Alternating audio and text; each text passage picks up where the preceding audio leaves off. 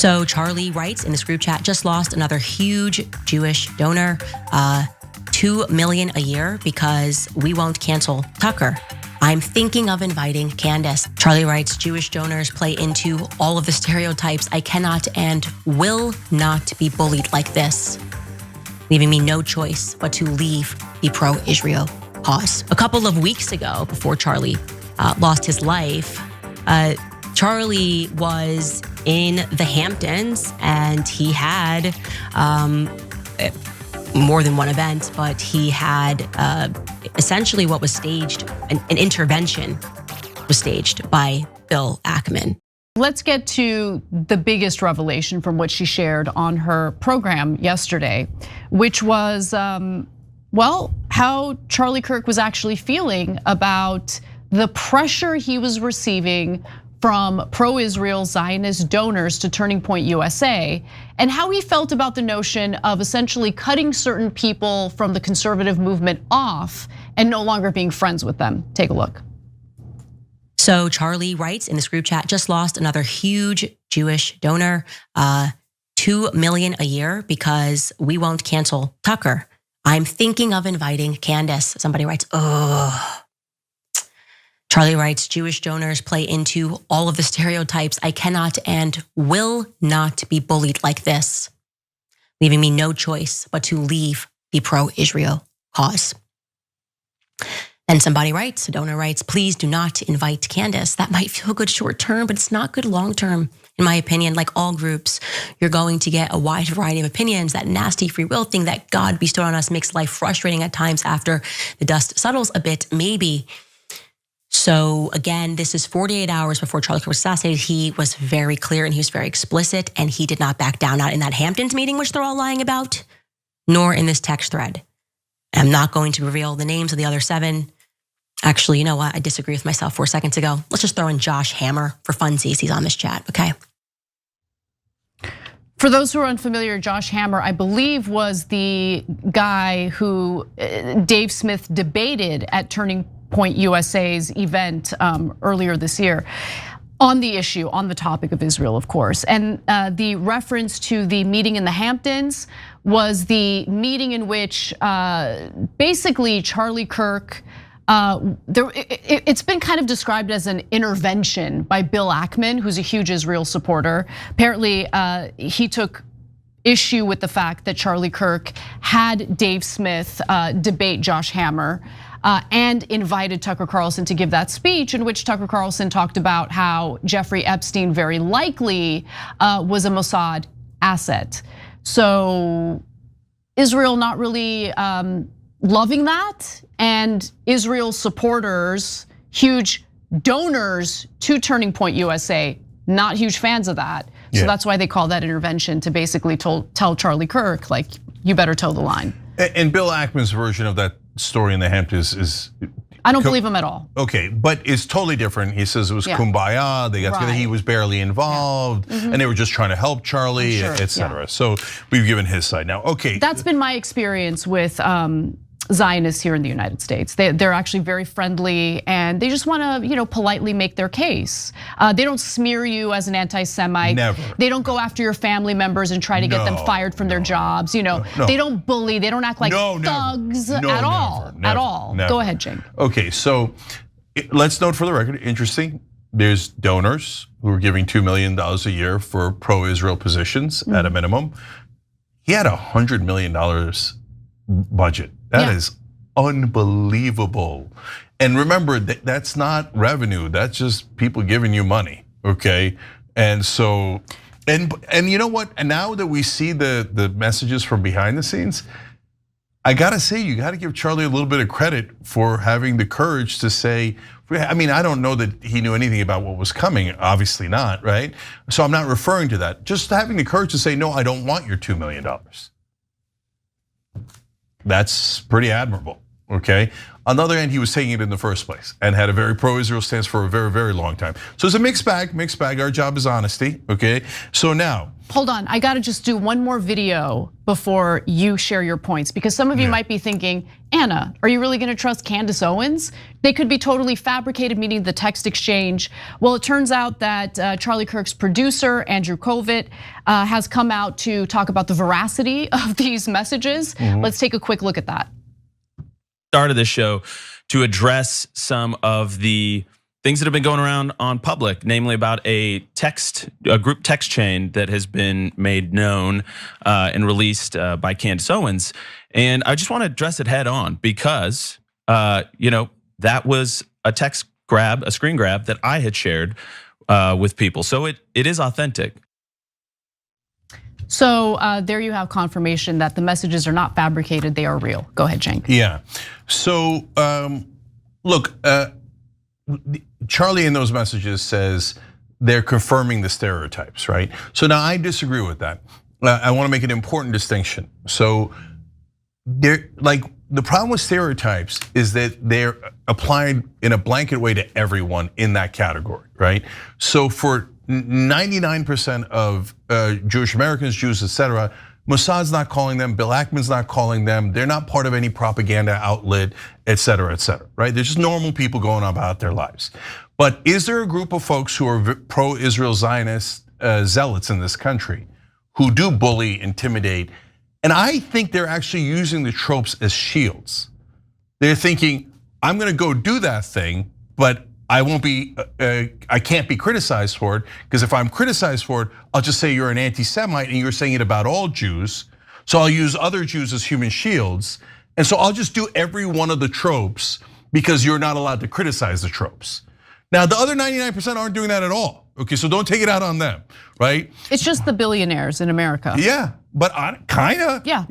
I mean, Larry Ellison, Bill Ackman, et cetera. It's the Ellisons snatching up, social media platforms, CBS, installing Barry Weiss as the editor-in-chief of CBS News. Are you kidding me right now? You think we don't see what's happening? You have David Ellison now making a play to buy CNN. Yeah. You probably didn't like Jeremy Diamond's reporting, did you? Anyway, it's disgusting. What's happening right now is so utterly disgusting and so brazen, but we're supposed to sit here and pretend like it's not happening. Yeah. Oh, it's a trope. It's a trope to acknowledge that this is happening. Okay, great. I guess I'm repeating an accurate trope about billionaires in America violating the rights of Americans, the free speech rights of Americans, destroying our already super questionable media, news media. It's just pathetic. Yeah. Okay, but let's do the throat clearing so no one calls us bad names. They're gonna call us the bad names anyway, Cenk. Yeah, 100%. But yeah. Look, so last thing on that, and then we'll get back to the main thing. So I've talked a lot about my Jewish friends, family, etc. Your best friend's Jewish.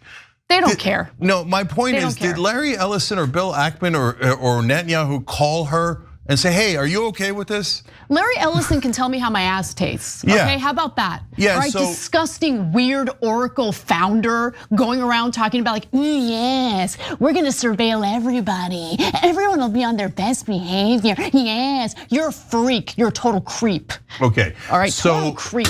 So my point is, do not put Larry Ellison's actions on our friends. No, I don't, because I'm not an idiot, okay? I don't conflate a nation state with an entire group of people who have no say in what's going on in Gaza, no say over what these disgusting billionaires in America are doing. No, I don't conflate the two because I'm not stupid and I'm not hateful. That's exactly my point. So they want to treat everyone like they're idiots. Oh, if you say I'm doing something wrong, that means you're saying millions of Jews are doing something wrong. No, brother, we didn't say that. We said you're doing something wrong. Stop deflecting and saying, not me, them, attack random Jews. No, we're not gonna do it. I don't care what you say. So now, was Charlie going to leave the pro-Israel cause? I don't know, that's what the text says. And the text is authentic. So Now you could say, okay, that happens 48 hours before the shooting and it's irrelevant. It's just a random coincidence. And that's perfectly fair. We don't know yet. The government says they have evidence on Tyler Robinson, et cetera. And then some people are questioning it. I'm not that expert. I don't know. And I know for the other people, right now they're already typing out anti-Semite, conspiracy theory. Brother, if you say to me, you must agree to the official government position, otherwise you're an anti-Semite and a conspiracy theorist. I don't give a damn, man. That stuff's not working at all anymore. You could tell me to bow my head to the government and the donor class that runs the government. I'm not gonna do it. I don't care how much you yell at me or smear me, and the entire internet doesn't care anymore. I know. You can kiss all of our asses. I know people have a difficult time separating things, right? But let me just be very clear. Unless I see hard evidence tying Israel to Charlie Kirk's assassination, I am not for a second going to believe that Israel was behind it, okay? There's plenty to criticize Israel on that we actually have evidence for, and assassinating Charlie Kirk is not one of those things. So put that aside. For me though, what I find super interesting is what is percolating right now with the conservative movement. Because the young conservatives who were followers of Turning Point USA, who were fans of Charlie Kirk, were consistently challenging him to his face on the topic of Israel. So he had to defend Israel knowing that young conservatives are not on board. And he needs to keep this coalition together, right? That's the whole reason why Charlie Kirk and Turning Point USA exists. But at the same time, he's forced to defend the indefensible because of the Zionist donors who fund Turning Point USA. To me, that is a super interesting story, super interesting. I mean, there's also this thing though, they're like, you have to say Israel didn't do it. Do I also have to say Afghanistan didn't do it? And Paraguay didn't do it. Why is that a requirement? What a weird requirement. Well, look. Let's have the trial. Let's figure it out. Let's also acknowledge the reason why you don't have to say that about Afghanistan or any other country is because right now the public perception of Israel is in the garbage. Let's just keep it real. The fact that there's so many Americans who literally just believe straight out or straight up that Israel assassinated Charlie Kirk. Whoa, tons. Yeah. And that's not good for Israel. So for Israeli civilians, Israeli citizens, check your government because your government is destroying your country. Yeah, and it's okay, they're gonna fix all that with tatas for Israel. Oh, hey, I love Israel. Okay, we covered that yesterday, $7,000 a pop. Okay, now the most important part. Look, folks say, well, Candace Owens says that First Lady of France is a penis. So you have to denounce her and never believe a word she says. Okay, so if she says the sky is blue, do I have to say that it's green? If she says the grass is green, do I have to say it's purple? Like, do I have to hate vegetarians because Hitler was a vegetarian? Or can we use our own mind to go, I agree with her on that, I do not agree with her on that. In fact, I don't agree with her on this, and this, but hey, that's an interesting point on that. No, condemn her in entirety. But here, she's not, I don't care about her opinions. She's showing a text, an authenticated text from Charlie Kirk. You have to ignore it, otherwise you're an anti-Semite. Well, we're not going to. We're not going to ignore it. What a weird request. Yeah. What a weird thing to say. And no matter what happens, like the answer is always you're an anti-Semite. Okay, no guys, we're super tired. Like not even tired, we're now amused by it. Like it's gotten to a comical point. I'm not amused by it. I'm super irritated by it. I'm actually furious about it because while you and I are strong and we're not gonna cower, even when we're being threatened, even when our family members are being threatened, there are so many people in this country who do cower, who do just hang their heads, walk away, and refuse to say anything critical of what's been going on because they're afraid for their careers, they're afraid for their families. In some cases, it might be too paranoid, but even afraid for their lives. It's ridiculous. We live in America, we are Americans. We're talking about a foreign country, and we have the right to be as critical of any foreign country, including our own country, as we want. And anyone who tries to take that right away from us should be seen as the enemy. Period, end of story. Either you love this country, you believe in our Constitution, or you don't. And if you don't, I've got no interest in you. You can call me whatever you want because I don't value you as a person. Okay, I'm an American. You know, it's so crazy because I was never jingoistic. My entire life, I was never like this. I was never like, oh, I'm a big patriot. But you don't know what you have until you realize it's gone. And realizing that we don't actually live in a sovereign country, it just makes me angry and it makes me want to fight. Yeah, so Jewish Americans have been heroic in the fight for civil rights, protecting our constitutional rights throughout American history, right?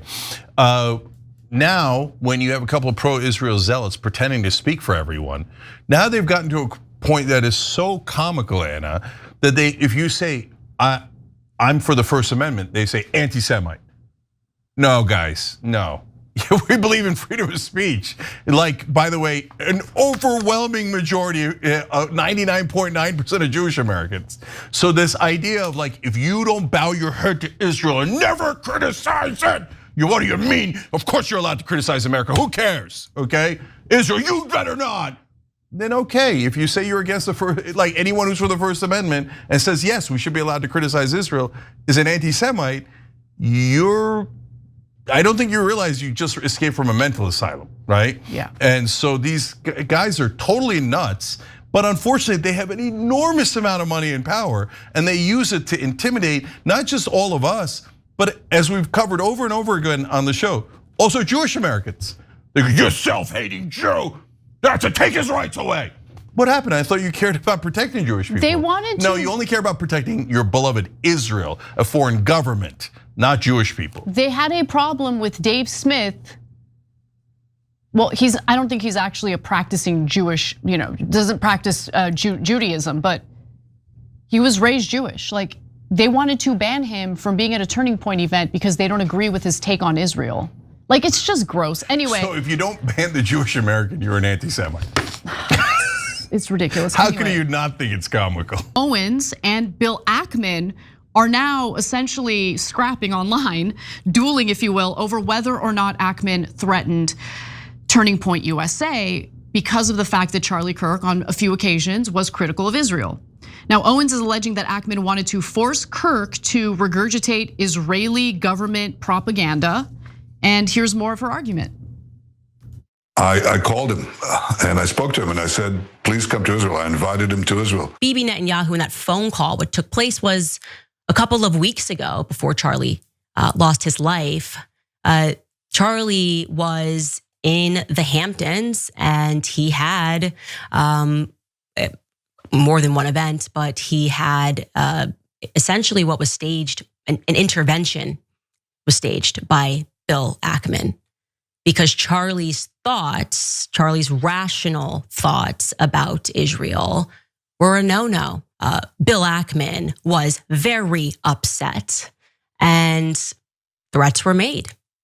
That is what I am told. It was at this time that Bibi Netanyahu was called and Charlie was invited to Israel. This was an under duress situation, I would say. And just like Charlie was being invited to Israel, I was invited somewhere else. And when this arrived to me, it felt like a threat. I gotta tell you that. It felt like a threat, like not like, hey, come here and we can educate you because you're my friend. More like, this is your last chance. And I know that Charlie was offered a ton of money in this moment. And I know for a fact that Charlie denied that funding. That Charlie denied, and what Bibi didn't include there, he declined to go to Israel. Okay, so just keep in mind that literally, just one day after that meeting, Kirk made his comments about the pressure he's facing and the criticism he's getting on Megyn Kelly's show. So the timeline makes sense. Everything adds up here.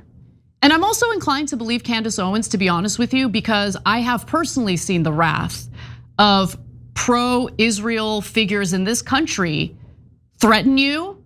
And if they see that they can't really do much about your employment, they'll go after your family members. They'll try to ruin your life. That's currently happening to my husband right now, who's not a political figure at all, has never even uttered a word about Israel or what's happening with the genocide in Gaza. But since these people can't touch me, they're going after my husband and attempting to get him fired from a job that he loves. That's who these people are. They're despicable, despicable. Because even if you have a family member who looks inside, thinks about their values, their morality, and obviously has a problem with innocent people getting slaughtered in Gaza, apparently you can't be against genocide if it's Israel carrying it out. They'll come for you and they'll try to ruin your life. Despicable people. But let's get back to Ackman. According to Ackman, he and Charlie Kirk got in touch in May of this year. He's denying everything, okay? Kirk told Ackman that conservatives, in particular young conservatives, were getting tired of defending Israel and that this was very concerning to him. Now, over the course of several calls and meetings, Kirk and Ackman discussed a plan to mobilize a group of Turning Point ambassadors who could go and debate issues like Israel on college campuses, much like Kirk was doing. Ackman asked Kirk how he could learn more about why conservatives are drifting away from Israel. I don't know, it could be the butchering of children that we see endless images and videos of online. Are you stupid? Aren't billionaires supposed to be smart? Like, what an idiot. These people have no humanity. Like, it's just soulless, absolutely soulless. Kirk suggested that they could convene a group of conservative influencers to discuss the matter. So that idea eventually became the Hamptons meeting, as they're calling it. And Owens did mention it. About 35 influencers did attend, and Ackman said, at no point did he threaten, blackmail, or even offer money to Charlie Kirk. Now, Ackman also claimed that in the weeks after the meeting, he and Kirk maintained a cordial relationship, discussing a number of issues, not all of them related to Israel. So what happened according to Kirk's producer? It's important to hear from Andrew Colvett. That's the executive producer for the Charlie Kirk Show, who also weighed in on this matter, saying, I have been asked about the Bill Ackman event more than a few times. So I asked our staff who were traveling with Charlie to find out what's true and what's not. His team was with him 100% of the time when he wasn't in his hotel room. Here's what they told me. Bill never yelled at Charlie, never pressed him on Bibi, never gave him a list of Charlie's offenses against Israel. There was concern raised about having Tucker at SAS. So that was the Turning Point conference that they had, where Tucker Carlson talked about how Jeffrey Epstein very likely was an asset for Mossad in order to gather, damning and embarrassing, intel on powerful people to blackmail them. Turns out that Ackman didn't like that speech. I rather enjoyed it, but let's get back to the tweet. Charlie's reply was, honestly, people telling me not to have Tucker makes me want to have Tucker. Good for him. And I'm going to lock him in for AmFest too. Charlie personally told me he had a very cordial relationship with Bill and the event was productive. Those are the facts. So in reality, Charlie Kirk's views of Israel were a little more complicated than Benjamin Netanyahu and the various right-wing genocidal freaks in that government have been regurgitating in the media since Charlie Kirk's murder. And to use that murder for your own political messaging, your own political means is rather disgusting. To take everything in the news and somehow effortlessly turn it around and make it about Israel is particularly disgusting. We're talking about a country that has bribed almost every politician in this country, so they'll bow their heads to the government even as they're committing genocide in the Gaza Strip, the annexation of Palestinian land in the West Bank. They're gonna steal the Gaza Strip too, of course. The annexation of land from Syria. They share faulty, deceptive intel with the United States in order to drag us into fighting their wars as we did in Iraq. That's what Israel is. And I'm happy that there are examples of Charlie Kirk criticizing Israel on the record. So for anyone who's been fooled by Benjamin Netanyahu's lies in the aftermath of Charlie Kirk's murder, these are the real facts. Every time you ring the bell below, an angel gets his wings. Totally not true, but it does keep you updated on our live shows.